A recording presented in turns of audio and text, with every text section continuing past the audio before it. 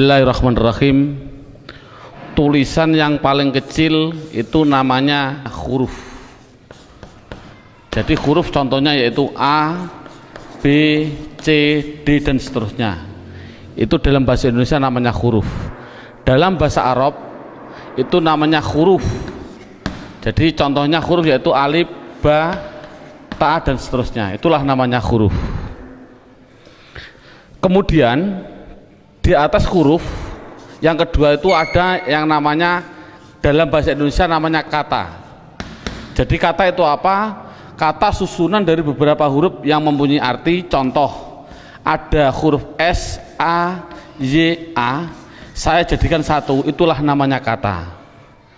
Ada M, ada A, ada K, ada A, ada N, saya jadikan satu, namanya kata. Ada R, ada O, ada T, ada I, namanya roti, itu namanya kata. Dalam bahasa Arab itu namanya kalimah. Jadi kalimah yaitu contohnya ana, kumpulnya hamzah, nun, alif, itu namanya kalimah. Akulu, itu namanya kalimah. Al-khubza, itu namanya kalimah. Jadi persatu-satuannya itu namanya kalimah. Di atas kata dalam bahasa Indonesia itu ada yang namanya kalimat. Jadi kalimat itu apa? Susunan dari huruf ini dijadikan satu. Saya makan roti dijadikan satu, itu namanya kalimah. Kalimat. Dalam bahasa Arab itu ada yang mengatakan kalam, ada yang mengatakan kalim, ada yang mengatakan kaul, terserah. Metode ini adalah yang penting adalah menganalisa, mendeteksi tulisan Arab yang namanya kalimah. Itu pendahuluan.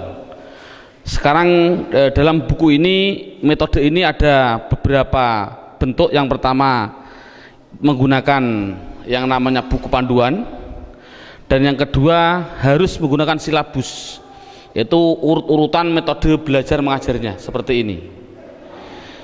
Sekarang setelah anak sudah mengetahui bentuk tulisan, sekarang naik yang poin yang inti, yaitu dalam buku buka halaman 1 yang judulnya yaitu kalimah. Makanya tadi saya bilang yang terpenting anak bisa mendeteksi kalimah. Jadi kalimah itu ada 3. 1 kalimah isim, 2 kalimah fiil, 3 kalimah huruf. Anak dikasih suatu gambaran bahwasannya tulisan dalam Al-Quran di dunia, di Quran khususnya, itu ratusan ribu. Kalau di dunia itu adalah jutaan miliar, miliaran juta. Berarti jutaan miliar itu jumlah kalimah. Contoh, saya mencontohkan. Ada tulisan Arab alhamdulillahi rabbil alamin. Ini kita deteksi, yang inilah namanya kalimah. Lillahi itu namanya kalimah, Rabbi namanya kalimah, alamin namanya kalimah. Padahal tulisan Arab apapun yang namanya kalimah pasti kalau tidak isim fi'il huruf. Jumlah kalimah miliaran triliun pasti hanya ada 3. Kalau contohnya alhamdulillah harus dijawab oleh anak kalau tidak isim fi'il huruf. Lillahi kalau tidak isim fi'il huruf. Rabbi kalau tidak isim fi'il huruf. Alamin kalau tidak isim fi'il huruf, selamanya. Makanya tulisan Arab di dunia itu sebenarnya hanya ada 3, yaitu isim fi'il huruf. Makanya sering saya ngasih pemikiran pada anak, tulisan apapun tulisan Arab hanya ada 3. Masuk 3 kok 3 tahun. Makanya menurut metode saya, insya Allah saya mengatakan kalau hanya ada 3 berarti per satunya itu 2 jam, makanya cukup 6 jam insya Allah praktek baca kitab. Amin Allahumma amin. Ini sekarang setelah anak sudah tahu jumlah kalimat ada 3, sekarang bagaimana saya mengetahui alhamdulillah itu isim fi'il atau huruf, lillahi itu isim fi'il atau huruf? Makanya akan saya ulas satu persatunya. Bagaimana cara mendeteksi isim itu fi'il itu huruf. Buka pada bukunya halaman 2. Dalam bukunya halaman 2 dilihat judulnya cara mengetahui isim. Jadi cara mengetahui isim itu dengan 2 cara. Satu mengetahui artinya. Kalau memang artinya itu kok menunjukkan suatu kata benda atau suatu kata sifat, pasti itu dikatakan isim. Jadi isim itu kalau tahu artinya itu menunjukkan benda atau menunjukkan suatu sifat, pasti isim. Sama dengan fi'il nanti juga sama, cara mengetahuinya fi'il dengan 2 cara sama. Satu mengetahui artinya. Kalau memang artinya menunjukkan suatu kata kerja, itu pasti fi'il. Nah di dunia ini kan hanya ada 3. Pasti kalau tidak kata benda, kata sifat, kata kerja. Saya contohkan, duduk itu kerja atau apa? Jawab saja, anak dites. Contoh saya bilang, duduk, isim, fi'il atau huruf? Anak akan jawab fi'il karena artinya kerja. Saya contohkan lagi, ada tulisan Arab mim sin jim dal. Ini tulisan Arab. Kalau tulisan Arab harus dijawab, lafal mim sin jim dal ini isim, fi'il atau huruf? Anak pasti akan menjawab isim. Tahu kok isim? Karena artinya menunjukkan suatu benda. Ini berarti kan sudah bisa anak. Saya contohkan lagi. Saya bilang ada tulisan Arab, coba anak-anak lafal Arab ini jawab dengan 3 kategori, isim, fi'il atau huruf. Ini saya contohkan, mim dal ro sinta, artinya madrusah. Harus dijawab isim, fi'il atau huruf. Anak pasti akan menjawab itu isim. Tahu kok isim? Karena artinya benda.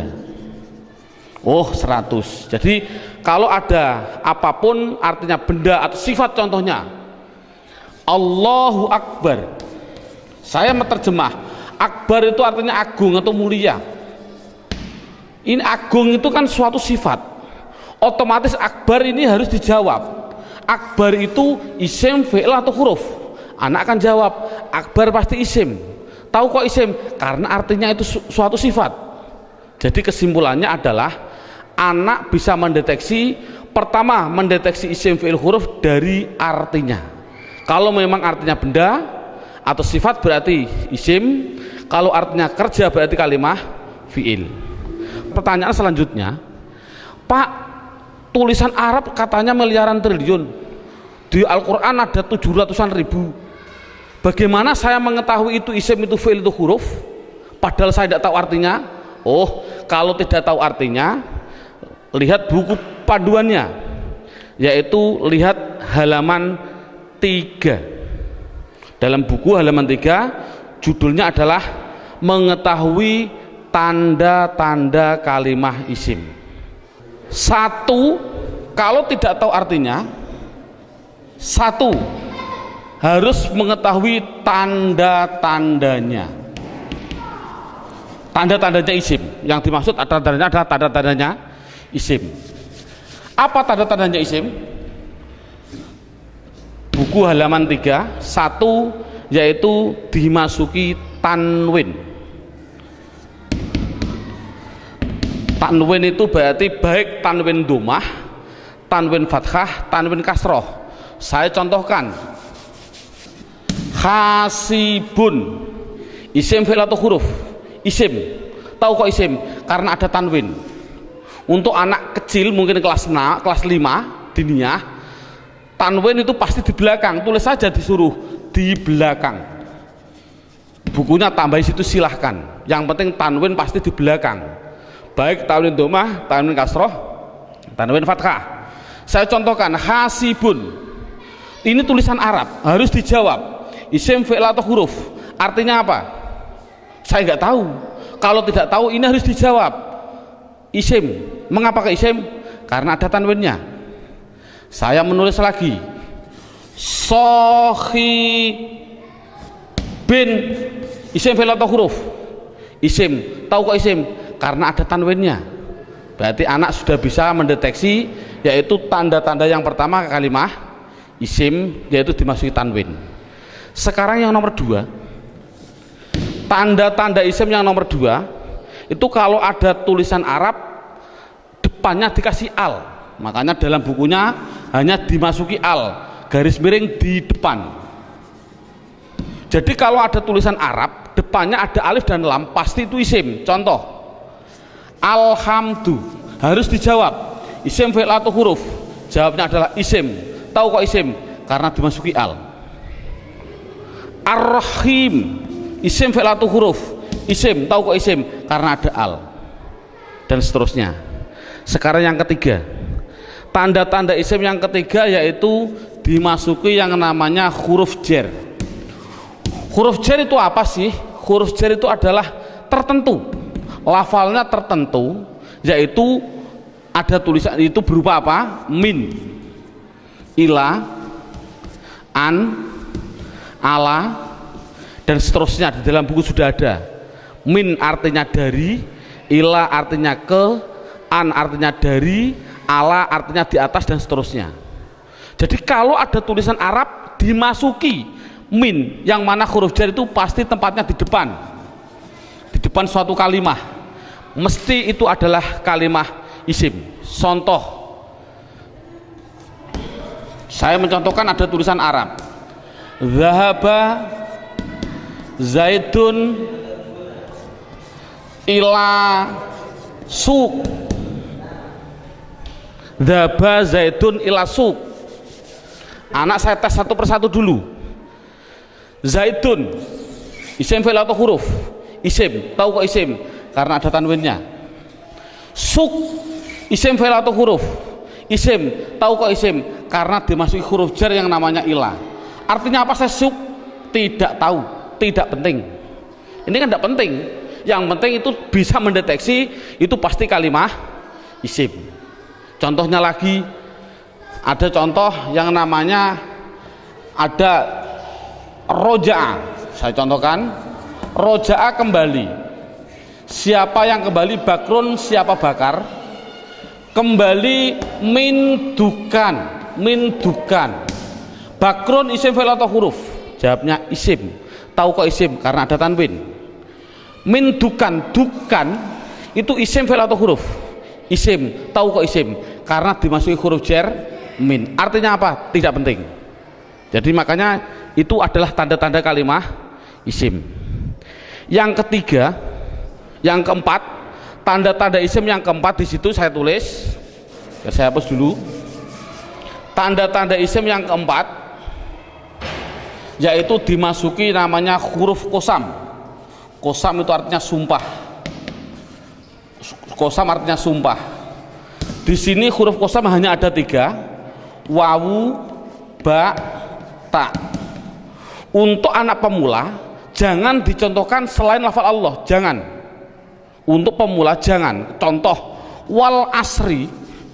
Asri ini adalah isim. Tahu kok isim? Karena ada wawu kosam. Tidak perlu sebenarnya. Yang penting itu adalah wawu kosam nanti. Contohkan saja wallahi. Berarti Allah itu isim karena apa? Dimasuki wawu ini. Itu aja masih bingung untuk anak didik. Jadi kesimpulannya kosam tidak begitu penting. Yang penting yang terakhir ini. Tanda-tanda isim yang terakhir yang kelima yaitu dimasuki yang namanya mamimu. Contohkan, ini contoh mamimu di sini dalam buku panduan. Di situ lihat halaman 65. Halaman 65 dalam bukunya dibuka. Contohnya halaman 65 yaitu fa'ala yaf'ulu fa'lan wa maf'alan fahuwa fa'ilun wadaka maf'ulun. Saya ambil yang penting-penting saja. Uf'ul la taf'ul, maf'alun 2 kali ini, maf'alun mif'alun. Cara menerangkan pada anak bahwasannya fa'ala yaf'ulu fa'lan ini adalah dalam bahasa pramuka namanya kata sandi. Kalau dalam bahasa komputer namanya keyword atau password, katakan saja password. Passwordnya itu apa? Itu namanya fa'ala. Karena apa? Fa'ala itu adalah hitungan hanya ada 3, 1, 2, 3. Artinya tulisan Arab di dunia, saya tadi bilang miliaran triliun itu pasti dari 3 kata dasar. Saya bilang contoh, memukul, doroba, ini namanya 1, 2, 3. Duduk, jalasa, 1, 2, 3. Menolong, nasoro, 1, 2, 3. Inilah jadi tulisan Arab itu pasti 3. Contoh fa'ala, berarti saya contohkan di atas. Makanya anak, kalau insya Allah kalau anak desa biasanya sudah bisa. Ini namanya fa fi'il, ini namanya fi'il. Sebagai kata sandi namanya fi'il.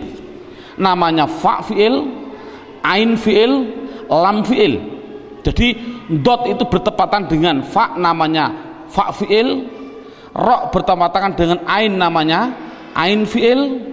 Ba bertepatan dengan lam, namanya lam fi'il. Jadi pasti tulisan Arab miliaran triliun itu pasti dari 3 kata dasar, itu pasti. Jadi kalau dilihat nanti dalam tulisan Arab, yang dimaksud mamimu adalah ada tulisan Arab depannya ada mim, baik dibaca mi kasroh mi, atau dibaca mim dibaca fathah ma, atau ada tulisan Arab dibaca mu, muslim. Kalau ada tulisan Arab depannya kok dikasih mim dan jumlahnya pasti 4, berarti karena 3 yang asli, mim lam sin asli, mim tambahan, lam fa, lam ain fa asli, mim tambahan. Jadi kalau ada tulisan Arab depannya ada mim, baik dibaca ma atau mi atau mu, pasti itu kalimat isim. Contoh, muslim, isim fi'il atau huruf? Jawabnya adalah isim. Tahu kok isim? Karena dimasuki mu. Saya menulis. Masjid, isim fi'il atau huruf? Isim. Tahu kok isim? Karena dimasuki ma. Dan seterusnya. Saya bilang madrasah, isim fi'il atau huruf? Isim. Tahu kok isim? Karena dimasuki ma. Jadi tulisan Arab kalau ada mim dibaca baik fathah, kasroh, dumah, itu pasti kalimah isim. Sekarang saya tambah sedikit suatu pengenalan. Kalau ada tulisan Arab,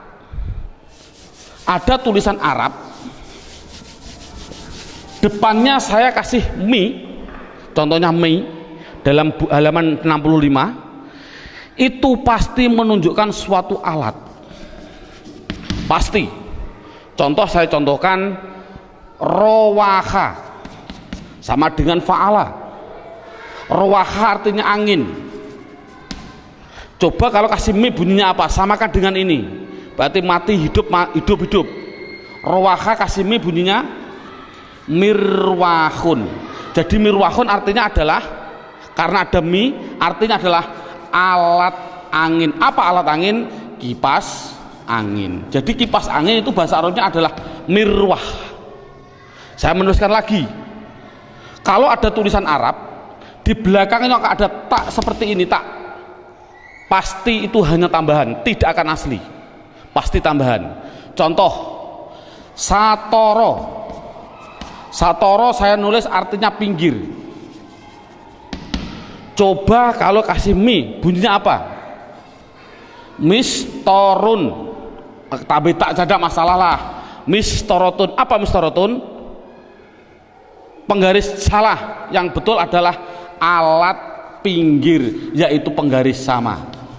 Jadi kan sama tujuannya, semuanya. Kalau ada tulisan Arab depannya dikasih ma, ada arti 2, yaitu mengartikan 2, namanya menunjukkan suatu tempat atau suatu waktu, menunjukkan waktu. Tinggal pilih kondisional. Untuk guru tolong hanya sebutkan saja pasti maf'a, karena nanti dalam pendalaman ada yang namanya maf'i ada, tapi tidak perlu dicontohkan pada murid. Yang penting adalah maf'a. Kalau ada lafal maf'a, pasti tinggal pilih menunjukkan tempat atau waktu. Contoh, Darosa belajar. Coba kalau kasih ma bunyinya apa? Madrosun. Kasih tak aja lah, tidak masalah lah. Apa namanya? Madrosatun. Darosa belajar. Kalau madrosatun artinya apa? Sekolahan, jangan sekolahan. Artinya itu tempat belajar, yaitu sekolahan, sama. Semuanya seperti itu semua. Kataba menulis. Coba kalau kasih mabunnya apa? Maktabun. Apa maktabun? Maktabun artinya tempat menulis. Apa? Meja tulis. Jadi meja tulis bahasa Arabnya maktab dan lain sebagainya. Ada yang mengatakan tempat nulis itu adalah kantor, boleh. Jadi maktabun kantor, boleh. Karena memang kantor itu untuk tempat menulis juga. Dan seterusnya. Setelah itu yang penting anak bisa mendeteksi kalimat isim. Ini alhamdulillah cukup sampai ini. Minimal anak bisa mendeteksi media harokat pasti isim. Karena apa? Kita semua bisa melihat yang namanya isim di media harokat itu pasti ada tanda-tandanya itu semua, kecuali satu yang namanya mudhof. Ini murid tidak perlu diterangkan. Ini khusus spesial guru, karena semua media harokat bisa dideteksi itu isim. Saya bisa mendeteksi kecuali satu, apa yang namanya mudhof. Berarti mudhof. Apa mudhof itu? Nanti tidak perlu kita terangkan pada anak. Jadi yang pertama. Sekarang alhamdulillah beberapa menit sudah bisa anak bisa mendeteksi tulisan Arab yang namanya isim. Sekarang kita mendeteksi yang kedua yang namanya kalimah fi'il. Kita mendeteksi yang kedua namanya kalimah fi'il. Tadi saya bilang kalimah ada 3 isim fi'il huruf. Isim mengetahui artinya, kalau benda sifat menunjukkan benda atau sifat berarti isim. Kalau tidak tahu artinya, mengetahui tanda-tandanya. Sama dengan fi'il.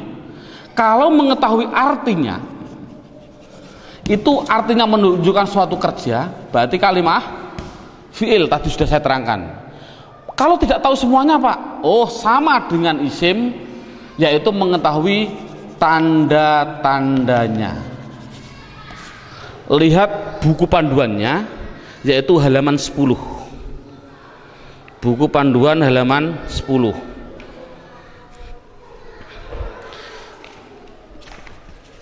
Tanda-tanda kalimah isim. 1 dimasuki kot. Di situ saya 1 dimasuki kot. Dimasuki kot. Saya menulis, biar anak, karena anak kecil mungkin biar jelas, saya suruh di depan. Tempatnya itu di depan. Jadi kalau ada tulisan Arab kok ada depannya ada lafal kot, pasti setelahnya itu fi'il. Contoh, saya mencontohkan, Allahu Akbar, Allahu Akbar, qad qomatis sholah, qad qomatis sholah. Ini adalah lafal kot. Koma itu mau tidak mau harus saya jawab itu kalimat fi'il. Tahu kok fi'il? Karena dia dimasuki kot. Ini kan paling mudah. Jadi kalau ada dimasuki kot itu namanya kalimah fi'il. Apa artinya koma? Tidak penting. Yang penting tahu itu adalah fi'il. Tanda-tanda yang kedua yaitu dimasuki yang namanya sin. Tolong lafal sin tidak usah diterangkan. Karena apa kok menerangkan? Wong saya menerangkan fi'il saja belum tahu, saya contohkan lafal sayaqulu sufa. Yaqulu itu adalah fi'il karena apa? Dimasuki sin, tidak akan mungkin paham anak. Makanya sin adalah ditinggal dulu karena dia belum bisa mendeteksi semuanya. Jadi sin saya tinggal. Tanda-tanda fi'il yang ketiga yaitu dimasuki yang namanya saufa. Dimasuki yang namanya saufa. Tulis saja sama, sin ya di depan, saufa ya di depan sama. Contoh yang biasa yang sering didengarkan oleh anak, contoh saya bilang kala saufata lamun, tak lamun itu pasti saya mengatakan fi'il. Karena apa? Karena dimasuki saufa. Artinya apa? Tidak penting. Karena sudah tahu itu artinya saufa. Saufa itu masuk pada kalimat tadi mesti kalimat fi'il. Ini paling mudah. Yang terakhir tanda-tanda fiil yaitu dimasuki yang namanya taknis. Saya suruh menambahi pada anak. Taknis itu saya bilang, saya tulis di belakang, tempatnya itu di belakang, dan berupa tak seperti ini yang mati. Orang Jawa bilang tak perahu lah. Jadi tak perahu. Nek ono tak perahu seperti itu pasti itu namanya kalimah fiil. Contohnya ini. Qad qomat as-shalah, aslinya itu adalah koma, itu fiil dengan dua tanda-tanda. Satu dimasuki qad, dua dimasuki ini tak, ini di belakang masuk pada kalimat ini. Jadi ada dua tanda-tanda. Coba sholat, isim fi'il atau huruf? Isim. Tahu kok isim? Karena ada al. Oh mudah. Namun sekali lagi ini mulai metode saya adalah nanti menggunakan yang namanya metode hantu. Ini contohnya. Al ini adalah alif dan lam. Yang namanya alif itu pasti mati. Yang namanya alif pasti mati. Ada mati ketemu mati, itu namanya hantu. Saya tulis mati ketemu mati namanya apa? Hantu. Orang Arab tidak senang hantu. Akhirnya biar ini hidup, akhirnya dikasih biar berdoa. Bunyi apa? Qad qomatis shalah. Bukan qad qomat shalah lagi, tapi qad qomatis shalah. Saya contohkan lagi. Lafal min ketemu masjid. Bunyinya apa? Min al masjid tidak boleh karena ini ada alif mati ketemu mati namanya hantu, tidak boleh, harus dihidupkan biar berdoa, bunyinya minal masjidi. Contoh lagi, an ketemu madrasah, bunyinya apa? Anil. Kok bisa anil? Oh karena ada mati ketemu mati namanya hantu. Ini sekali lagi orang Arab itu tidak senang atas hantu. Kesimpulannya adalah berapa menit mulai pertama dan sekarang ini anak sudah bisa mendeteksi media harokat yang namanya isim dan fiil. Alhamdulillah dengan beberapa menit anak sudah bisa mendeteksi namanya media harokat isim atau fiil. Karena apa? Huruf itu hanya huruf jar. Katakan saja huruf jar. Ada huruf li taukid dan sebagainya, itu tidak penting. Berarti kalau huruf jar itu tertentu tadi hanya min ila ada berapa 9. Selain itu tulisan Arab pasti hanya isim dan fiil.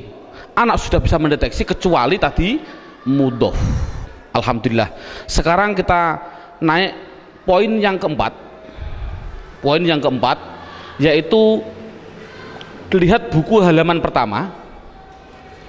Dalam halaman pertama terlihat kalimah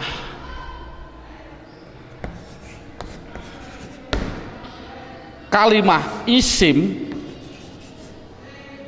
fiil, huruf.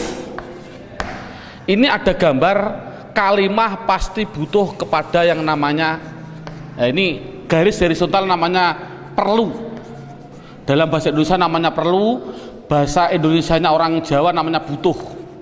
Butuh itu kemarin saya dari Sumatera. Butuh itu artinya sama seperti di orang Kalimantan drakar. Naudzubillah, mohon maaf sekali bahasa kasar perlu.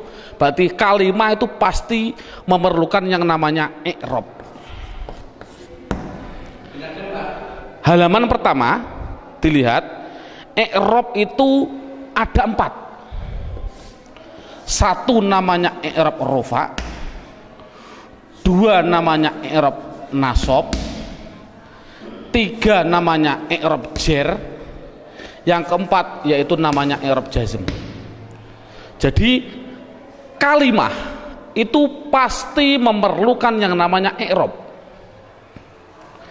Padahal i'rab ada 4, rofa, nasab, jar, jazm. Dan perlu diketahui kalimah isim itu butuhnya hanya butuh 3, bukan 4. Fiil butuhnya yaitu 3, bukan 4. Huruf, sementara huruf tidak butuh. Jadi yang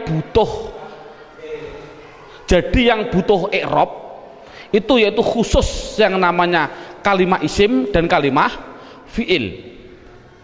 Apa i'rab itu nanti saya terangkan. Yang penting isim itu butuh 3. Apa namanya? Dan perlu ditulis dulu. Anak harus digaris bawahi. Rofa pasti domah, dibilang pasti. Karena pengalaman saya pada waktu kecil, Pak Guru menerangkan rofa yaitu domah, wawu, alif, nun. Itu saya juga bingung. Makanya saya melihat dalam jurumiyah ada namanya alamat asli, menunjukkan bahwasanya anak, saya punya insting, oh berarti mengapa musonaf kok mengatakan asli domah, inilah mungkin metode saya harus mengikuti seperti ini. Jadi setiap anak pastikan yang namanya rofa pasti domah, yang namanya nasab pasti fathah, yang namanya jer pasti kasroh, yang namanya jazm pasti sukun. Dipastikan dulu. Jadi kalau sekarang kita lanjutkan, yang butuh i'rab itu adalah isim butuh 3. Apa-apa? Isim butuhnya yaitu rofa, nasab, jer. Ini kebutuhan isim. Jadi isim butuhnya hanya 3, rofa, domah, nasab, fathah, jer, kasroh. Tidak butuh kepada jazm, tidak butuh. Ini penting. Adapun yang fi'il butuh 3. Fi'il butuh 3. Apa-apa? Rofa, nasab, dan jazm. Tidak butuh kepada yang namanya jer. Ini anak harus tidak perlulah kita terlalu ngasih pertanyaan terbulak-balik. Contoh, isim i'rab apa yang khusus masuk pada fi'il, i'rab apa yang tidak boleh masuk pada fi'il. Tidak perlulah. Yang penting minimal pertama kali tolong ditekankan isim. Fi'il aja tidak penting, nanti dulu. Yang penting kalau bilang isim pasti punya namanya rofa domah, nasab fathah, jer kasroh. Itu isim dulu, matangkan isim. Fi'il tidak perlu ditanya dulu. Jadi sekarang pertanyaannya, apa sih yang dinamakan rofa domah? Rofa itu adalah i'rab.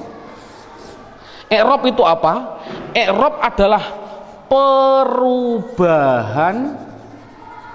pada akhir kalimat atau kata, akhir kata atau kalimah dalam bahasa Arabnya tadi. Jadi kalau ada tulisan Arab, perubahan belakang itulah namanya i'rab. Contoh saya bilang, ada tulisan Arab min sim jim dal, belakangnya itu, kalau ini kan kata benda, ini kan orang tahu kata benda, kalau benda berarti kalimah isim. Kalau isim harus dijawab, pasti butuh perubahan belakang. Kalau dia rofa ya pasti dun. Apa rofa itu nanti? Pasti dun. Kalau dia nasab berarti pasti dan. Kalau dia jer berarti din. Makanya saya tadi bilang, yang namanya i'rab, khususnya ini, i'rab itu sama dengan nahwu. Contohnya lafal ini, don dan din. Inilah belakang, ini namanya nahwu. Adapun depan ada tulisan mim sim jim dal, bacanya apa? Masjid. Mengapa kok dibaca masjid? Mbok dibaca misjid saja. Inilah perubahan depan, itu namanya sorof. Jadi nahwu sama sorof itu harus gandeng. Mengapa terjadi sekarang ini guru nahwu, guru sorof sudah berlainan, itu sudah jauh, akan bertemu juga sulit. Karena satu kalimat membutuhkan 2 hal, yang namanya nahwu dan sorof. Jadi perubahan depan itu namanya sorof, perubahan belakang adalah nahwu. Jadi kesimpulannya lagi, ada kesimpulan ini, tolong nanti anak-anak harus dipahami. Yang namanya isim, yang namanya, saya ini kesimpulan, isim pasti butuh 2 hal belakangnya. Kalau ada al, kalau tidak ada al ya ditanwin. Itu prinsip. Jadi kalau ada tulisan Arab kok dia menunjukkan suatu isim, itu harus kasih tanwin kalau tidak ada alnya. Kalau ada alnya jangan ditanwin. Contoh, masjid ini kan tidak ada alnya, makanya saya balang dun dan din. Coba kalau saya kasih al, almas, Al-masjid, coba rofaknya bunyinya bagaimana? Al-masjidu, jangan ditanwin karena ada al. Nasabnya bunyinya bagaimana? Al-masjidah. Jernya bunyinya bagaimana? Al-masjidi. Ini contoh. Dalam buku panduan saya, anak harus dites dengan contoh 2, yaitu dengan lafal basmalah dan takbir. Saya contohkan. Kita kasih contoh yang biasa dibaca oleh anak.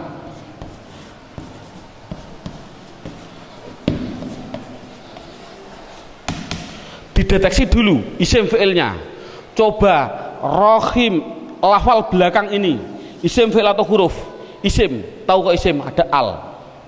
Rohman, isim fi'il atau huruf? Isim, tahu kok isim? Ada al. Allah, isim fi'il atau huruf? Isim, tahu kok isim? Ada al. Silahkan, ini ada khilafiyah ulama. Ada yang mengatakan jangan bilang al, ini adalah ismudzat, tidak boleh dirubah-rubah. Tapi ada ulama yang mengatakan memang al. Dari lafal aliha dikasih al, jadinya alifnya dikasih panjang. Allah. Nggak, untuk anak kecil biarlah itu bilang isim karena ada al, silahkan. Ismi, ini isim, tahu kok isim karena ada huruf jerba. Ini memang sulit, anak pemula memang sulit, nggak begitu penting. Yang penting dikasih tahu ismi isim karena ada huruf jar masuk. Kalau ini mengatakan isim, ini isim karena ada al, ini isim karena ada al, ini isim karena ada al. Coba harokannya gimana? Bismi, loh, saya baca kasroh, berarti dia menunjukkan rufa nasab atau jer? Jer, karena kasroh. Oh 100. Bismillahi, saya kasri hi, berarti di kasroh. Isim ada kasroh, oh masuk karena dia jer berarti. Mengapa kok jer? Oh nanti, belum waktunya. Bismillahirrohmani, mengapa saya bilang nih? Rufa nasab atau jer? Jer. Oh 100. Teruskan. Bismillahirrahmanirrahim. Pasti anak jawab khim. Jawab saja mustahil. Karena sukun itu miliknya fi'il. Ini kan sukun. Sukun itu adalah miliknya kalimah. Sukun itu miliknya kalimah fi'il. Padahal ini isim. Berarti ini milik isim, tidak boleh. Jadi salah ada tulisan Arab Bismillahirrahmanirrahim, mimnya kok disukun, salah. Mestinya itu kalau dia isim, kalau tidak rohimu ya rohimah ya rohimi, pasti itu. Oh kebetulan di dalam Al-Quran tulisannya adalah mi, ya berarti jer. Dari mana kok jer? Yang penting dia kasroh itu jer. Mengapa kok dibaca jer? Oh nanti belum masanya. Yang penting dia bisa mendeteksi itu isim, rofa nasab atau jer. Ini kan anak sudah lumayan. Dengan berarti gambaran rohim ini adalah menggambarkan anak biar tahu, oh isim tidak boleh ditanwin. Loh kok disukun pak? Oh tidak boleh tanwin, maaf, disukun. Mengapa sukun pak? Karena wakof. Saya contohkan lagi 2 contoh. Lafal Allahu Akbar. Allahu Akbar. Orang bilang akbar disukun. Saya jawab salah. Mengapa salah? Tadi saya bilang akbar itu adalah sifat. Yang namanya sifat itu pasti isim. Yang namanya isim tidak mungkin dia disukun. Di dalam tulisannya kalau begini. Karena apa? Sifat isim tidak boleh sukun. Karena sukun itu miliknya fi'il. Kalau isim itu pasti kalau tidak ru ya roh ya ri. Mengapa tidak ditanwin? Nanti. Yang jelas ini contoh Allahu Akbar. Allah isim, tahu kok isim ada al. Rofa nasab atau jer? Rofa, tahu kok rofa karena dumah. Akbar yang betul adalah akbaru. Jadi mengapa kok dibilang bar? Karena wakof.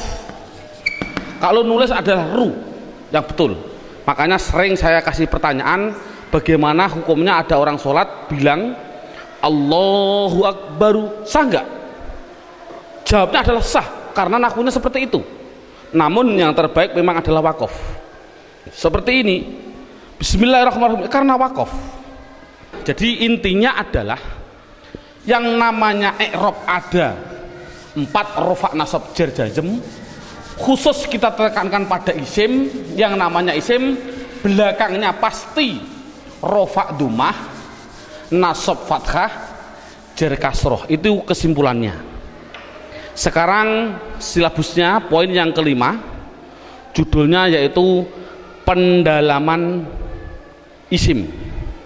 Buka halaman 1 sama halaman 1, yaitu lihat halaman 1, isim dibagi 2. Ada yang namanya isim mabni, ada yang namanya isim mu'rab. Sekali lagi, isim mabni dan isim mu'rab dibagi dulu. Apa yang namanya isim mabni? Dalam buku halaman 2 ada. Mabni itu adalah, mabni itu apa? Mabni adalah harokat belakang, harokat belakang itu tetap. Saya tulis tetap. Itulah namanya mabni. Jadi mabni itu apa? Mabni harokat belakang tetap. Mu'rab itu apa? Mu'rab yaitu harokat belakang berubah-ubah. Harokat belakang berubah-ubah. Jadi itu kesimpulannya. Jadi isim harus dibagi 2, isim mabni dan isim mu'rab. Isim mabni belakangnya tetap, isim mu'rab belakangnya berubah-ubah. Isim mabni sekarang diperinci satu persatu. Dalam silabus ada isim mabni, yaitu satu namanya isim domir. Saya tulis satu namanya isim domir. Tolong dalam hal ini anak tidak usah diperdalami. Yang namanya pada waktu pengalaman saya dulu kecil, Pak Guru bilang domir itu ada 2, seperti contoh seperti ini. Domir ada 2, domir baris dan domir mustatir. Baris muttasil ada 2, baris munfasil ada 2, muttasil ada 4, dan domir mustatir ada yang jawas dan ada yang wujub. Ini enggak, dulu saya suruh menghafalkan ini domir saja, itu mungkin 1 bulan. Lah menurut saya kita ambil yang pokok dulu. Dengan metode ini adalah metode saya bilang domir yang berupa domir baris munfasil rufa, yaitu pendalamannya dalam buku. Lihat halaman buku yaitu dilihat halaman 4. Halaman 4 dilihat judulnya isim domir. Di situ saya tulis yaitu lafal huwa, huma, hum, ya, huma, hunna, anta, antuma, antum, anti, antuma, antunna. Yang terakhir ana, nahnu. Jadi jumlahnya 14. 1, 2, 3, 6, 9, 12, 14, 13, 14. Jadi jumlahnya saya bilang isim domir adalah jumlahnya 14. Contohnya huwa, hum. Yang namanya domir itu adalah kata ganti. Dalam buku huwa itu kata ganti dari siapa? Kata ganti dari dia. Dia siapa? Dia laki-laki 1. Ini yang namanya goib. Jadi kesimpulannya huma kata ganti dari siapa? Dia laki-laki 2 yang goib. Hum kata ganti dari apa? Mereka atau mereka. Siapa mereka? Laki-laki 3 ke atas yang goib. Jadi kesimpulannya ini adalah namanya laki-laki. Ini berarti 1, 2, 3 ke atas ini perempuan. Tapi ini adalah semuanya adalah goib. Sekali lagi ini adalah goib. Berarti dia perempuan 1 goibah atau goib, goibah. Huma 2 perempuan goibah. Huna 3 ke atas perempuan goibah. Jadi inti kesimpulannya adalah 3 ini laki-laki, Tiga ini perempuan yang semuanya adalah katakan goib. Anta, kata ganti siapa? Dari kamu. Kamu siapa? Kamu laki-laki satu yang hadir. Saya simpulkan, intinya ini adalah laki-laki yang anti antuma antuna, saya simpulkan perempuan, namun dua-duanya ini namanya hadir. Namanya hadir. Ana artinya saya, nahnu artinya kita.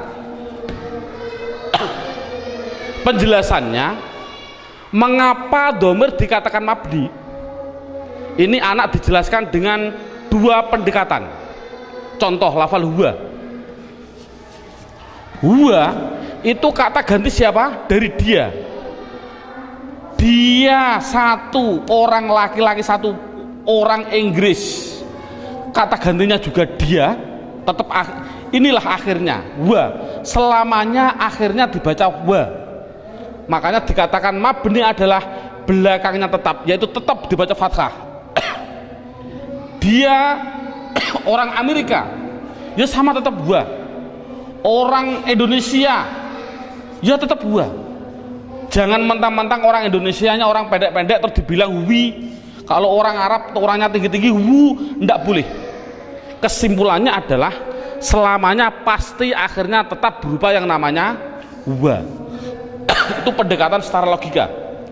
Pendekatan secara nahwiyah walaupun salah, karena walaupun salah, contoh huwa dia dibaca rofa ya tetap huwa. Dia karena isim kan dibaca nasab ya tetap huwa.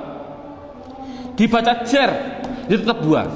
Sekali lagi untuk seorang guru, cara menerangkan seperti ini walaupun salah, kan tidak mungkin huwa itu adalah dhamir rofa, kok bisa nasab. Itu contoh seorang guru, ini penting untuk seorang guru. Ngomong ini permasalahannya, pengalaman saya keliling, pertanyaan saya itu rata-rata di dalam hal goib dan hadir. Saya bilang, apa sih artinya goib dan apa sih artinya hadir? Rata-rata orang mikir goib adalah tidak ada orangnya, hadir adalah ada orangnya, padahal salah. Pengertian goib adalah tidak diajak bicara, walaupun ada di sampingnya. Samping saya ada namanya Zaid. Ada orang tanya, Pak Zaid mau ke Semarang kok, bilang pada saya, padahal di samping saya ada Zaid. Ini namanya hadir atau goib? Goib, karena orangnya bicara sama saya, bukan pada Zaid. Jadi kata gantinya pada Zaid adalah wa. Ini menunjukkan artinya goib, yaitu jangan diartikan tidak ada orangnya, diartikan apa? Tidak diajak bicara. Kalau hadir ya berarti diajak bicara. Itu kesimpulannya adalah mabni harokat belakangnya tetap selamanya. Contoh mereka selamanya mesti hum, disukun selamanya. Jadi saya tulis di situ pertama isim domir mabni jumlahnya adalah 14. Buka seterusnya bukunya halaman 5. Yang kedua, mabni yang kedua yaitu yang namanya di situ saya tulis isim isyarah. Isim isyarah tidak perlu kita terlalu banyak mencontohkan. Isim isyarah itu kita contohkan hanya yang mudah-mudah saja. Contoh isim isyarah ada 3. Ada yang namanya qorib, ada yang namanya wasit, ada yang namanya ba'id. Qorib artinya dekat, wasit artinya sedang, ba'id artinya jauh. Contoh orang bilang isyarat menunjukkan qorib iki, orang Jawa bilang iki, kalau sedang iku, kalau jauh kai, itu orang Jawa bilang. Tapi kalau orang Sunda iya eta itu ya salah, itu milik orang Indonesia, bukan bukan orang Sunda sebenarnya, tapi orang Sunda tidak punya jauh, sama dengan kita. Ini tidak, masalahnya adalah contoh korib. Kalau laki-laki hadza, kalau perempuan hadhihi, dengan dua contoh saja ini. Contoh lafal hadza, siapa ini selamanya dibaca dza, akhirnya dza, walaupun yang ditanyakan seorang kiai, seorang gubernur, seorang presiden, tetap siapa ini, man hadza, selamanya dibaca dza belakangnya, jangan berupa dzi atau du. Makanya itulah namanya mabni. Saya tidak usah menerangkan wasit, bait sudah ada. Yang jelas contohnya yaitu dalam buku panduannya sudah saya tunjukkan, yaitu isim isyarah ada 3, hadza hadhihi. Kalau sedang yaitu lafal daka dan dalika, daka dan dalika, daka dan tilka. Saya contohkan daka dan tilka. Kalau jauh saya contohkan hanya 2, dalika dan ulaika. Jadi jumlahnya yaitu ada berapa? Dalika, ulaika. Jumlahnya berapa? 1, 2, 3, 4, 5, 6. Saya katakan isim isyarah jumlahnya adalah hanya 6. Walaupun nanti pendalamannya banyak. Seorang guru tolong hanya seperti itu dulu. Terusnya mabni yang ketiga yaitu yang namanya isim mausul. Buka dalam bukunya halaman yang ke isim mausul, kata sambung. Datanglah Zaid yang mana ja'a Zaidun alladhi. Ini isim mausul itu hanya tertentu, lafalnya tertentu. Sudah dalam bukunya ada, yaitu lafal alladhi, alladina, alladhi, alladhi, alladani, alladina. Contoh saya tidak usah nulis, mohon dilihat contoh ini isim mausul tertentu. Alladhi, alladani, alladina, allati, allatani, allati. Cukup sebutkan hanya 6 saja, yaitu biar anak hanya tahu isim mausul jumlahnya hanya ada 6. Mabni yang keempat, mabni yang keempat yaitu yang namanya isim istifham. Istifham, istifham itu pertanyaan. Di situ saya menulis, tidak usah saya tulis biar waktunya lebih singkat. Yang penting guru bisa menerangkan. Yaitu di situ saya tulis hanya man, mundu, madza, mata, ayana, aina, kaifa, anna, kam, dan ayu. Jumlahnya saya tulis itu hanya 10. Jadi istifham hanya ada 10.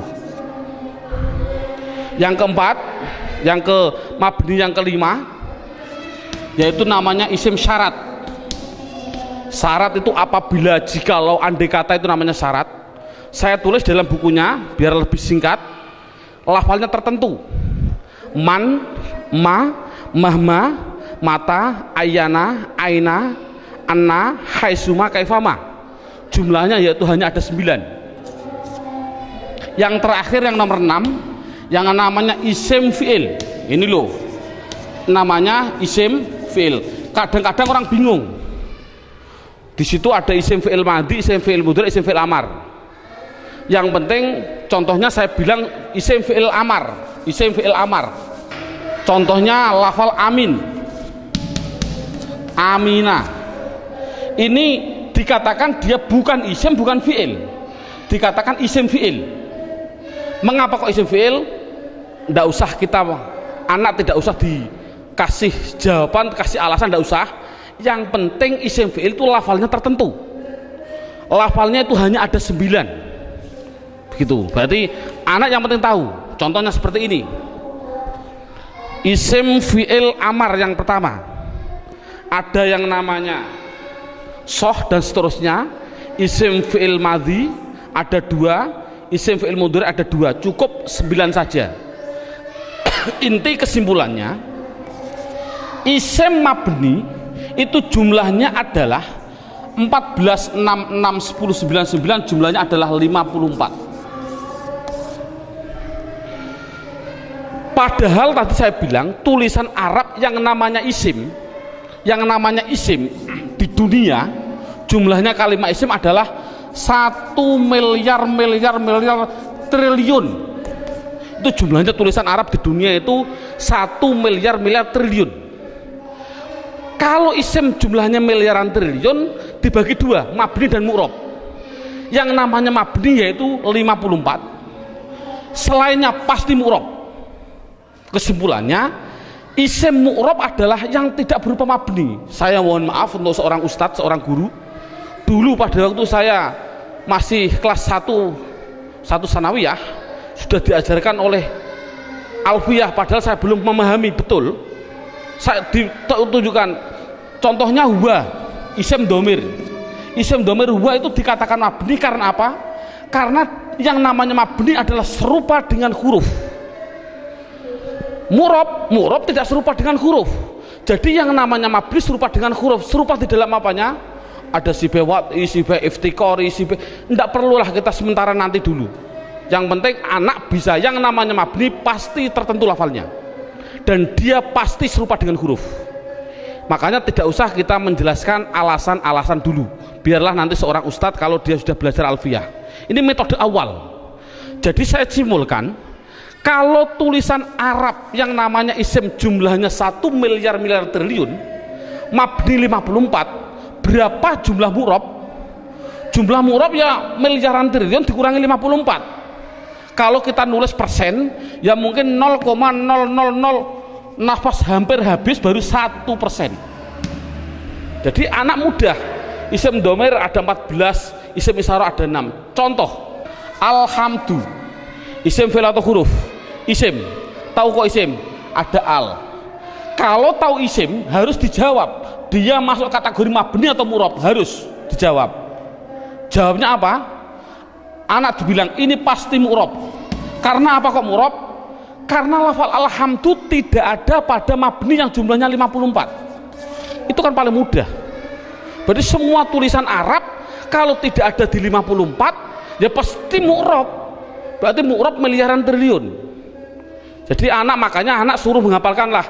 Arti tidak perlu nanti dulu. Yang penting anak bisa mendeteksi. Itu adalah mabni, jumlahnya 54, apa-apa, huwa dan seterusnya. Isim isyarah tak dihafal, isim mausul hafal. Selain itu pasti mu'rob. Contoh lagi, alhamdulillahi rabbil alamin. Isim fi'il atau huruf? Isim. Tahu kok isim? Ada al. Kalau isim, jawab mabni atau mu'rob? Itu pasti pertanyaan itu harus. Jawabnya adalah mu'rob. Tahu kok mu'rob? Karena tidak ada di mabni, gitu saja. Paling simpel. Mengapa kok mu'rob? Karena tidak ada di mabni. Insya Allah anak akan bisa. Berarti bisa mendeteksi media harokat itu isim, mabni atau mu'rob. Semuanya.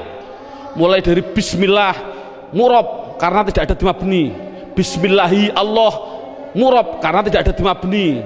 Bismillahirrahman, Rahman mesti mu'rob karena tidak ada di mabni. Rohim, mu'rob karena tidak ada. Mudah. Jadi anak sudah bisa mendeteksi itu mabni dan itu mu'rob.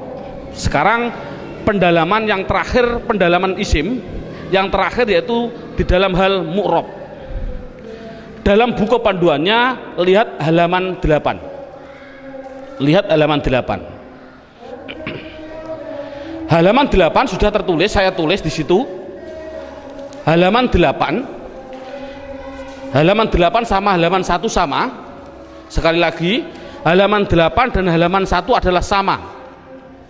Yang namanya mu'rob itu tadi kan ada 6 jumlah total 54. Sekarang enggak, yang namanya mu'rob 1 ada yang namanya mufrad, 2 ada yang namanya tasniyah,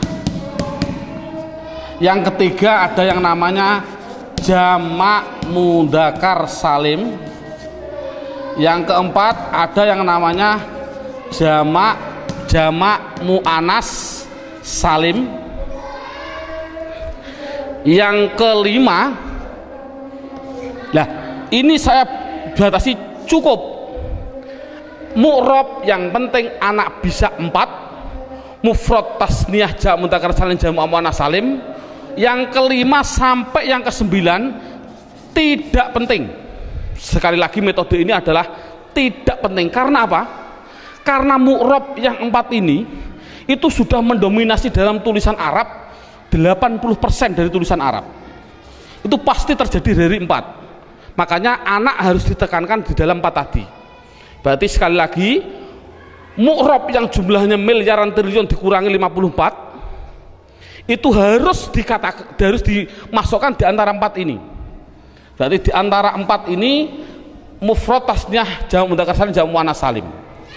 Sekarang anak diterangkan apa sih yang namanya isim mufrad. Lihat ini, mufrad itu bahasa Arab. Artinya apa mufrad? Artinya satu, baik dia seorang laki-laki atau perempuan, pokoknya satu, itu nama bahasa Arabnya mufrad. Tasniyah itu bahasa Arab. Apa sih artinya tasniyah? Tasniyah itu artinya 2, baik dia seorang laki-laki atau perempuan.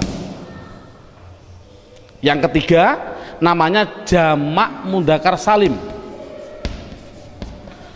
Jamak itu artinya banyak, banyak itu artinya 3 ke atas, 3 plus. Mudzakkar artinya laki-laki, salim artinya selamat, berarti laki-laki yang selamat. Ngono selamat cara jani. Yang keempat, jamak muannats salim. Jamak artinya atas, muannats artinya perempuan, salim selamat. Jadi sementara anak dites dengan bahasa Jawa atau bahasa Indonesia, disuruh mengarabkan. Contoh saya bilang, coba saya bilang 2 buku itu mufrad atau tasniyah atau jamak mudzakkar salim atau jamak muannats salim? Jawab tasniyah. Tahu kok tasniyah? Karena artinya 2. Saya bilang 5 bakar, mufrad, tasniyah atau jamak mudzakkar atau jamak muannats? Jawab jamak mudzakkar salim. Karena apa? Artinya 5, 3 ke atas, zaid adalah, bakar adalah laki-laki. Jadi anak sudah bisa dites dengan bahasa Jawa, disuruh membahasa Arabkan. Contoh sekali lagi, 2 zaid tasniyah, 5 bakar jamak mudzakkar salim, 10 hindun itu perempuan, jamak muannats salim. Bakar 1 artinya mufrad, Zainab 1 artinya mufrad bahasa Arabnya. Nah, kalau ada tulisan Arab kok tidak berupa mabni yang jumlahnya 54, pasti harus dimasukkan mu'rob.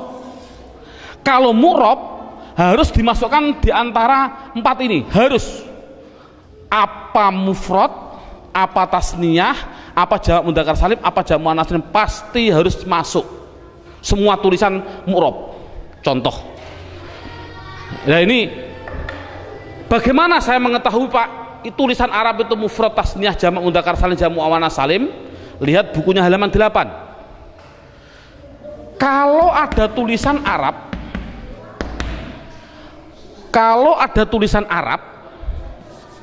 belakangnya kok ada alif nun atau ya nun, nunnya dibaca kasroh ni, sebelum ya dibaca fathah, sebelum alif dibaca fathah, bunyinya ani atau aini, mesti artinya 2. Kalau ada tulisan Arab belakangnya kok berupa wawun nun atau ya nun, nunnya tapi dibaca na, baca fathah na, sebelum ya dibaca kasroh, sebelum wawu dibaca dhammah. Kalau orang Jawa bilang una, ini berarti mati nih, atau ina tadi aini, mesti artinya 3 ke atas laki-laki. Kalau ada tulisan Arab belakangnya berupa alif dan ta, taknya tak perahu, sebelum alif dibaca fathah, taknya hanya 2, kalau tidak ton ya tin, itu pasti dikatakan jamak muannats salim. Kalau ada tulisan Arab belakangnya tidak ada tambahan ani, aini, una, ina, atun, atin, mesti itu isim mufrad. Jadi isim mufrad itu apa? Yaitu kalau tulisan Arab tidak ada belakangnya tidak ada tambahan. Saya contohkan, alhamdu, isim fi'il atau huruf? Isim. Tahu kok isim? Karena ada al. Pertanyaan selanjutnya, mabni atau mu'rob? mu'rob. Tahu kok mu'rob? Karena tidak ada di mabni. Kalau mu'rob harus dimasukkan di antara 4 ini, wajib 4 ini harus dimasukkan. Berupa apa? Mufrad. Tahu kok mufrad? Karena belakangnya tidak ada tanda-tandanya. Ani, aini. Ini kan dal. Dal ini kan tidak ada tambahannya. Oh, jadi alhamdu adalah isim mufrad. Contoh lagi. Bismillah, alhamdulillahi rabbil alamin. Alamin. Pertanyaan, isim fi'il atau huruf? Isim. Tahu kok isim? Ada al. Mabni atau mu'rob? Mu'rob. Tahu kok mu'rob? Karena tidak ada di mabni. Kalau masuk mu'rob, masukkan di antara 4 ini. Bunyinya apa? Jamak mudzakkar salim. Tahu kok jamak mudzakkar salim? Karena belakangnya ada inang, ya nun, sebelumnya dibaca kasroh. Cocok gak dengan ini? Ina. Jadi tulisan Arab mesti gitu semua. Kalau mu'rob pasti harus masuk kategori di antara 4 tadi. Ini alhamdulillah berapa jam ini anak sudah bisa 100% mendeteksi isim dan mengkategorikan di antara mabni dan mu'rob. Subhanallah, sudah bagus. Ini untuk apa isim tadi? Oh, nanti. Itu adalah setelah 3 jam. Kita istirahat dulu.